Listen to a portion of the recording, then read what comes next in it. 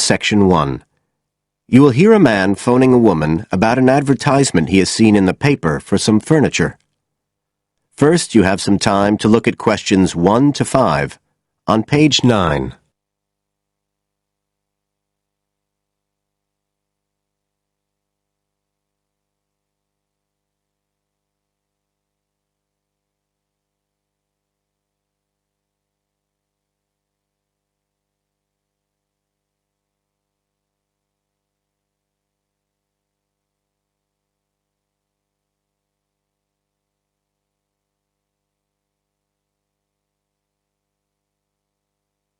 You will see that there is an example which has been done for you.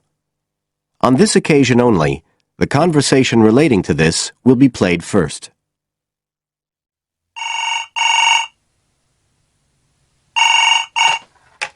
Hello? Oh, hello. I'm ringing about the advertisement in yesterday's newspaper. The one for the bookcases. Can you tell me if they're still available? We've sold one, but we still have 2 available. The number of bookcases available is 2. So 2 has been written in the space. Now we shall begin. You should answer the questions as you listen, because you will not hear the recording a second time. Listen carefully and answer questions 1 to 5.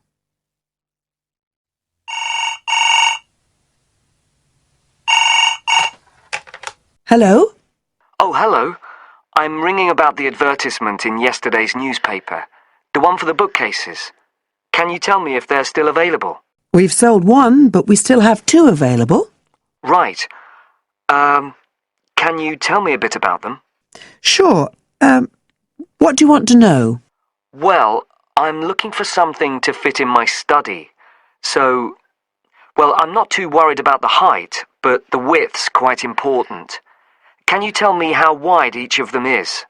They're both exactly the same size. Let me see, I've got the details written down somewhere. Yes, so they're both 75 centimetres wide and 180 centimetres high. Okay, fine. That should fit in okay. And I don't want anything that looks too severe. Not made of metal, for example. I was really looking for something made of wood. That's all right. They are, both of them. So, are they both the same price as well? No, the first bookcase is quite a bit cheaper. It's just £15.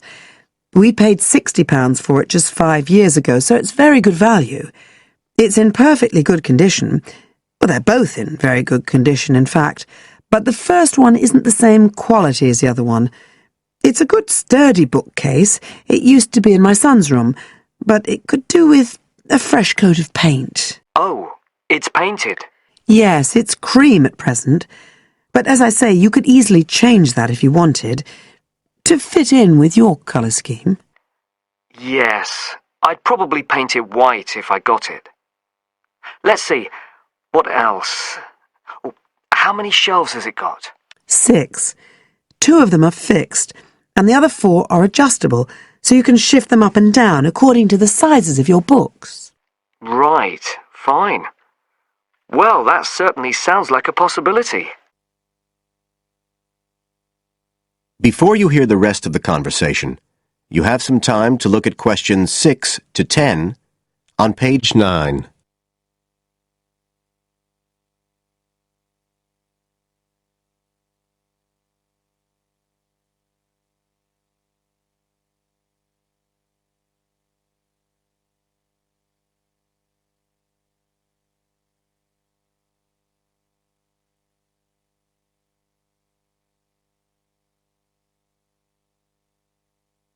Now listen and answer questions 6 to 10.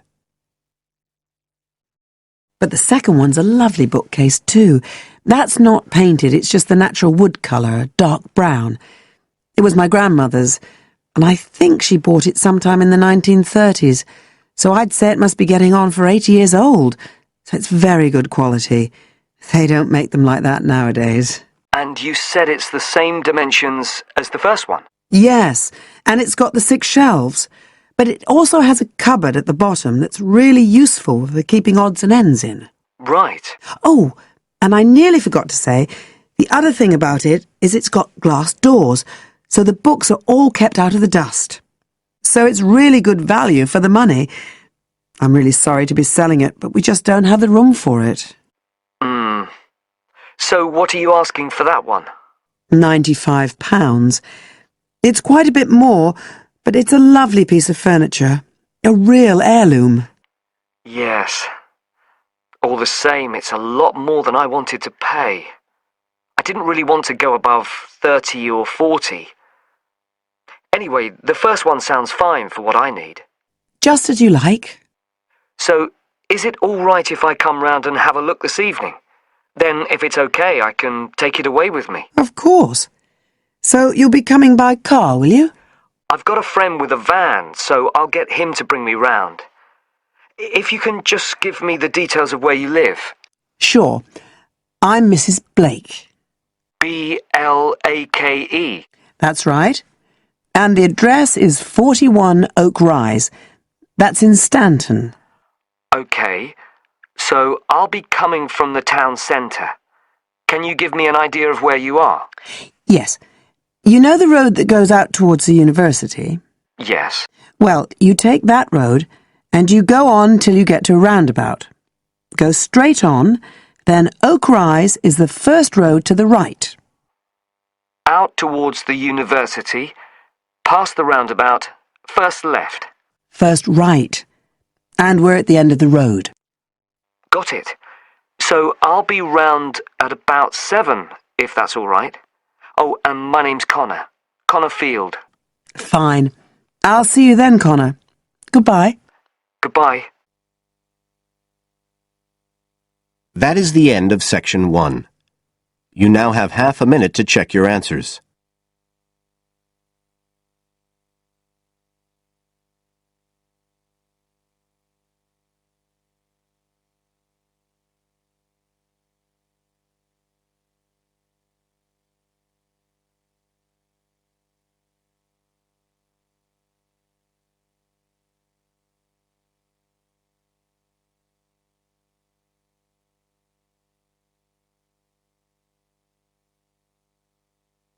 Now turn to section 2 on page 10.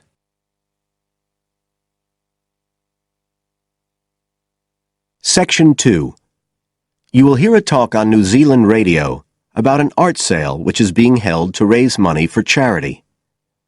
First, you have some time to look at questions 11 to 13 on page 10.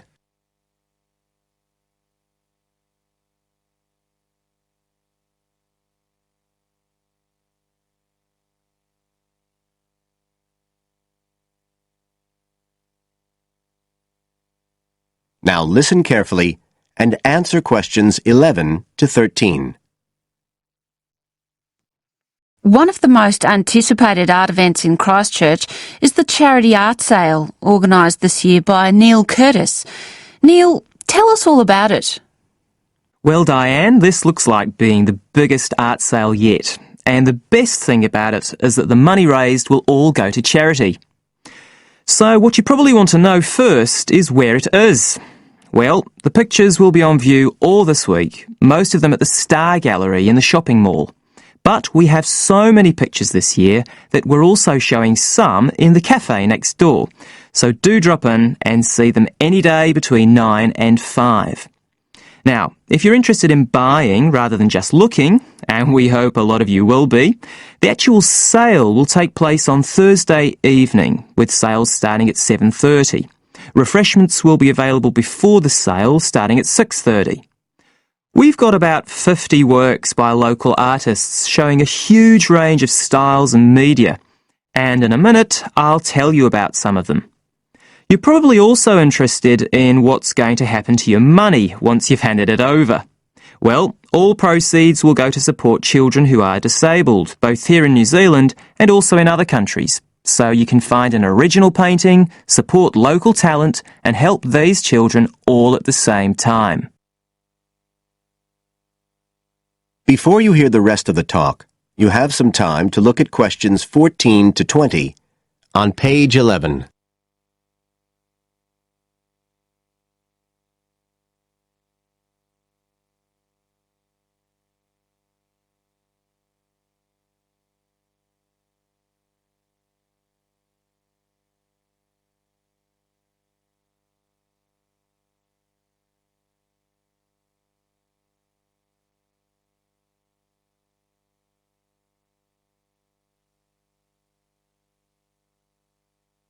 Now listen and answer questions 14 to 20. Now, let me tell you a bit about some of the artists who have kindly agreed to donate their pictures to the charity art sale. One of them is Don Studley, who has a special interest in the art sale because his 5-year-old daughter was born with a serious back problem. After an operation earlier this year, she's now doing fine, but Don says he wants to offer something to help other less fortunate children. Don is totally self-taught and says he's passionate about painting. His paintings depict some of our New Zealand birds in their natural habitats. One relative newcomer to New Zealand is James Chang, who came here from Taiwan 9 years ago at the age of 56. Mr. Chang had 13 exhibitions in Taiwan before he came to live here in Christchurch, so he's a well-established artist, and art has been a lifelong passion for him.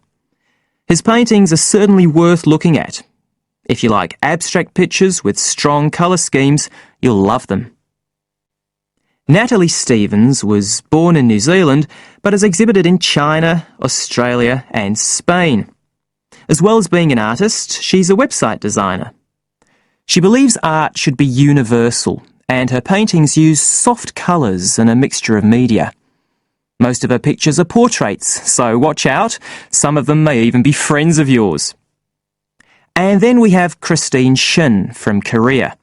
Christine only started to learn English 2 years ago when she arrived in New Zealand, but she's been painting professionally for over 10 years, and she sure knows how to communicate strong messages through the universal language of art. She usually works from photographs and paints delicate watercolours, which combine traditional Asian influences with New Zealand landscapes, giving a very special view of our local scenery. Well, that's all I have time to tell you now, but as well as these 4, there are many other artists whose work will be on sale, so do come along on Thursday. We accept cheques, credit cards or cash. And remember, even if you don't buy a picture, you can always make a donation. That is the end of Section 2. You now have half a minute to check your answers.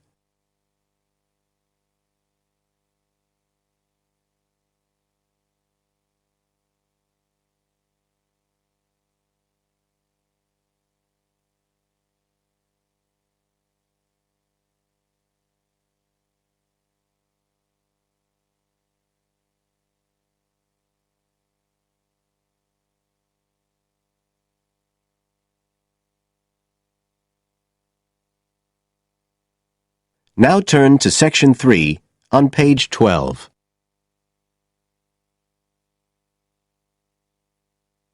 Section 3. You will hear 2 students discussing a project they have to do as part of a literature course on great books. First, you have some time to look at questions 21 to 25 on page 12.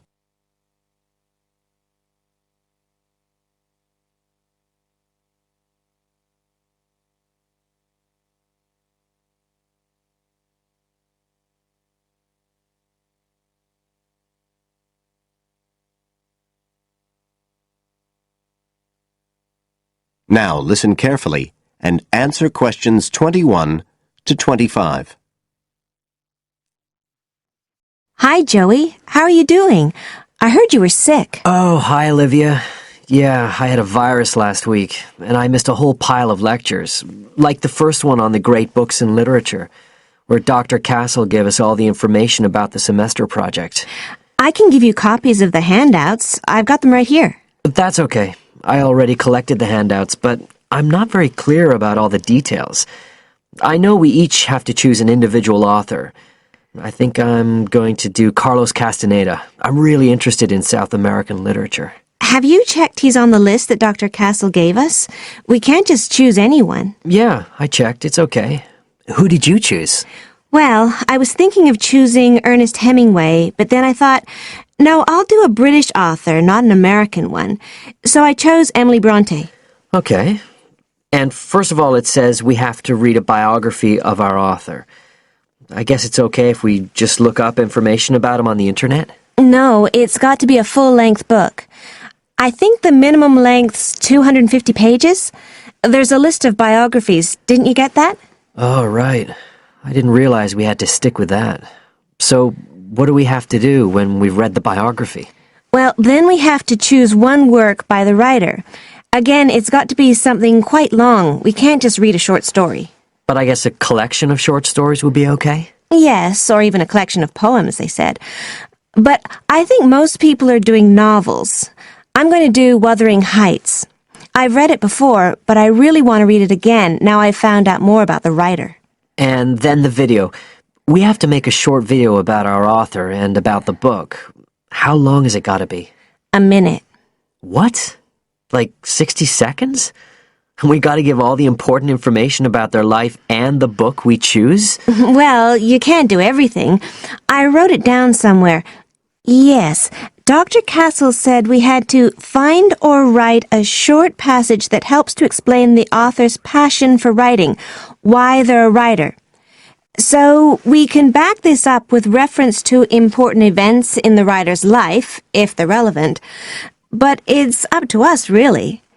The video's meant to portray the essence of the writer's life and the piece of writing we choose. So, when we read the biography, we have to think about what kind of person our writer is. Yes, and the historical context and so on. So for my writer, Emily Bronte, the biography gave a really strong impression of the place where she lived and the countryside around. Right. I'm beginning to get the idea. Before you hear the rest of the talk, you have some time to look at questions 26 to 30 on page 13.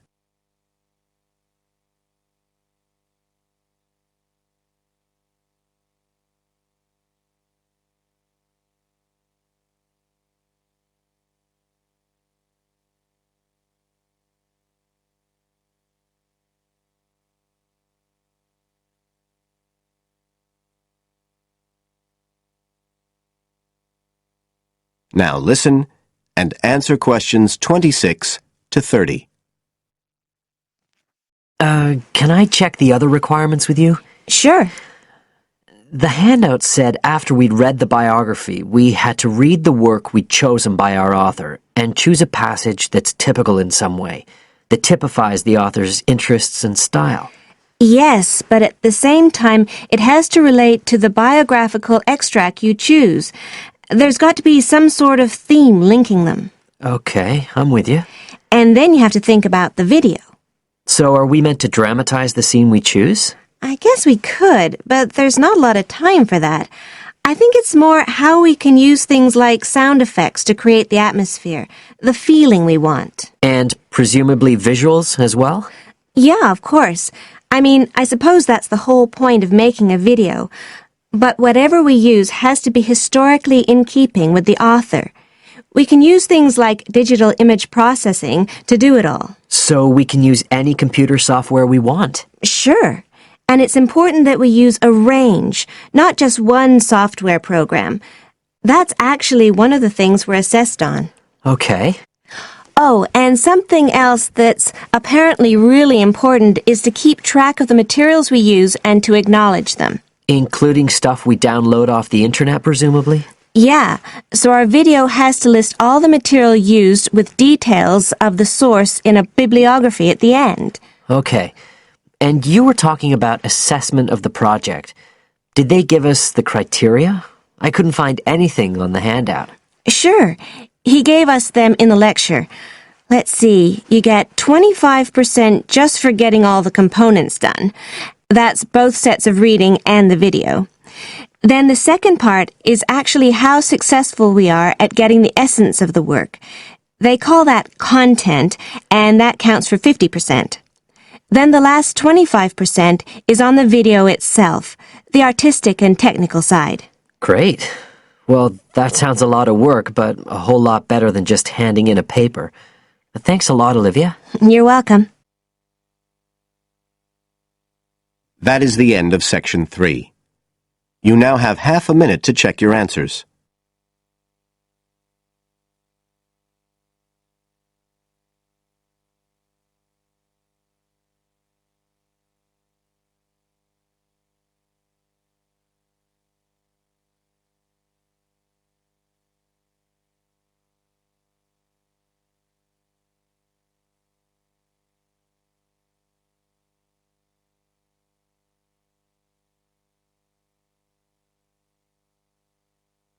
Now turn to Section 4 on page 14.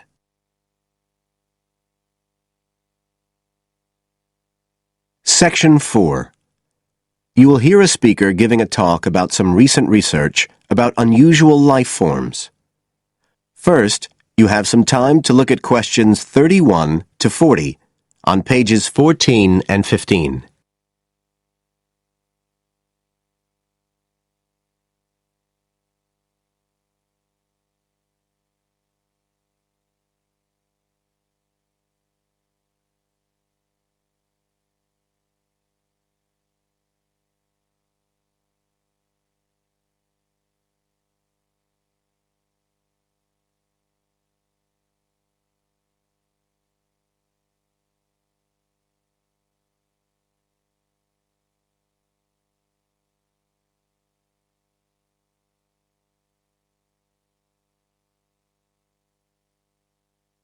Now listen carefully and answer questions 31 to 40.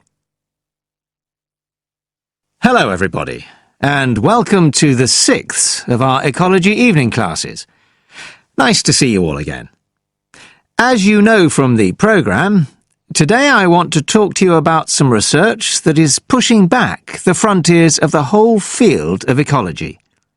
And this research is being carried out in the remoter regions of our planet, places where the environment is harsh and, until recently, it was thought that the conditions couldn't sustain life of any kind.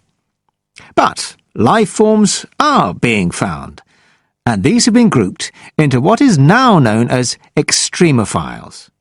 That is, organisms that can survive in the most extreme environments. And these discoveries may be setting a huge challenge for the scientists of the future, as you'll see in a minute. Now, the particular research I want to tell you about was carried out in Antarctica, one of the coldest and driest places on Earth. But a multinational team of researchers from the US, Canada, and New Zealand recently discovered colonies of microbes in the soil there where no one thought it was possible. Interestingly enough, some of the colonies were identified as a type of fungus called Bouveria bassiana, a fungus that lives on insects. But where are the insects in these utterly empty regions of Antarctica? The researchers concluded that this was clear evidence that these colonies were certainly not new arrivals.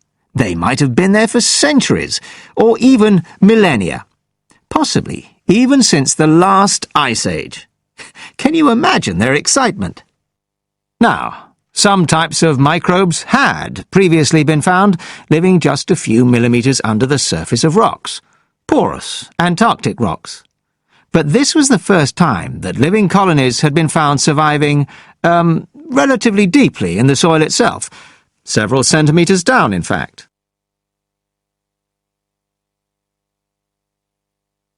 So, the big question is, how can these colonies survive there? Well, we know that the organisms living very near the rock's surface can still be warmed by the sun, so they can survive in their own microclimate. And this keeps them from freezing during the day. But this isn't the case for the colonies that are hidden under the soil. In their research paper, this team suggested that the very high amounts of salt in the soil might be the clue, because this is what is preventing essential water from freezing. The team found that the salt concentration increased the deeper down they went in the soil. But while they had expected the number of organisms to be fewer down there, they actually found the opposite. In soil that had as much as 3,000 parts of salt per million, relatively high numbers of microbes were present, which seems incredible. But the point is that at those levels of salt, the temperature could drop to minus 56 degrees before frost would cause any damage to the organisms. This relationship between microbes and salt, at temperatures way below the normal freezing point of water, is a really significant breakthrough. As you all know, life is dependent on the availability of water in liquid form, and the role of salt at very low temperatures could be the key to survival in these kinds of conditions. Now, the process at work here is called supercooling, and that's usually written as one word, but it isn't really understood as yet, so there's a lot more for researchers to work on. However, the fact that this process occurs naturally in Antarctica may suggest that it might occur in other places with similar conditions, including on our neighbouring planet, Mars. So, you can start to see the wider implications of this kind of research. In short, it appears to support the growing belief that extraterrestrial life might be able to survive the dry, cold conditions on other planets after all. Not only does this research produce evidence that life is possible there, it's also informing scientists of the locations where it might be found. So all of this might have great significance for future unmanned space missions. One specialist on Mars confirms the importance of the interaction. That is the end of Section 4. You now have half a minute to check your answers.